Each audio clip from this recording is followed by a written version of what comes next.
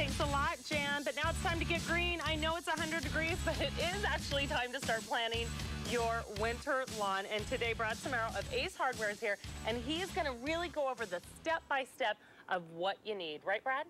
Yes, I am. In fact, earlier this week, I was in Minnesota winterizing my mother's lawn.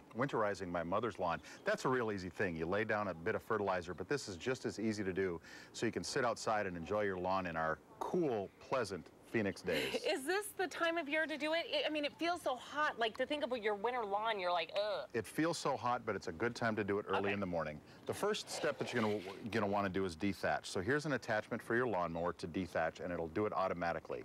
The next thing that you're going to want to do is take either a bow rake or a dethatcher rake like that to get rid of the thatch. The thing that you want to do is you want to successively mow your lawn down to about 3/4 of an inch before you do that. Some people you might have referred to it as scalping before. Okay. And that's a way to get it nice and low.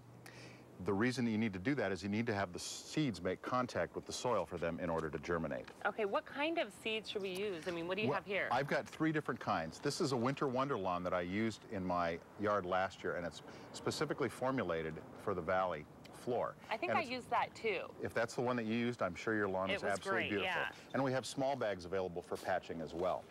My son is a big baseball fan, so this year we're going to use bob seed. What is bob seed? Well, our Chase Field is where the professionals use this, and the former name of our wonderful ballpark is that. So I've got some areas that I need to patch and kind of rebuild up that infield that we had all summer in our backyard. And it's fast to germinate, and it's specifically blended for Arizona. Oh, cool.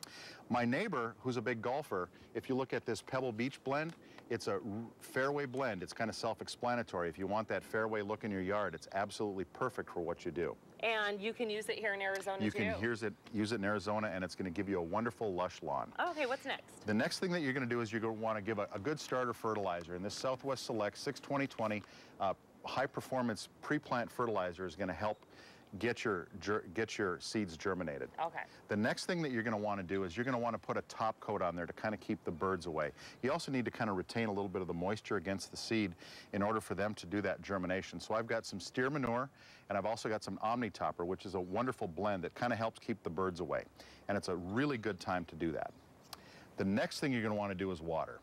Water till you puddle about 6 times a day. It's also a great chance. 6 times a day. Hold on, wait a minute. 6 times a day? 5 to 6 times a day. You want to keep it good and moist. Okay. Once it's germinated, cut it back to 2 to 3 times a day.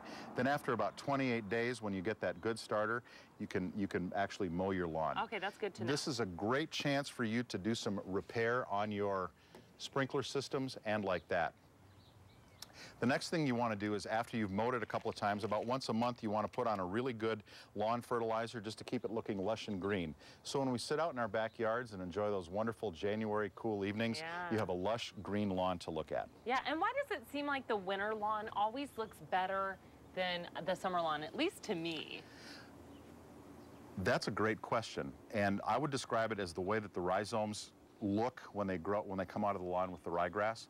Something my father taught me a long time ago is that ryegrass is something that gives you that rich green color. So pretty. It is very pretty, and it does make those backyards very pleasant. All right, I can't wait to check it out. Now, we can get everything that you see here at any Ace? Everything that you see here is available at your neighborhood Ace. In fact, if you don't want to do the dethatching part, you can rent some dethatchers at your neighborhood Ace Hardware and at the rental place. And so you can eliminate a step, but it's very easy to do in the space of one weekend morning. Okay, and before we go, you can start now to winterizing your lawn until when? Like, what's the range? From now until about mid to late October. You really want to let it cool down just a little bit. This hot spell kind of has me at wit's end because it's a little bit warm. But you want to let the evenings get into the 70s before you really do that regularly. I think we're good. I think another week it's supposed to be down a little bit. I'll listen to the weather tonight and take their word for it. And we'll stop sweating. All right. Thanks a lot. Again, everyone, you can go to your local Ace Hardware, and to find one near you, all you have to do is what? Go to, it's acehardwarephoenix.com. acehardwarephoenix.com. You get in, get help, get on with overseeding your winter lawn. All right. Sounds good. And don't go away, everyone. We have some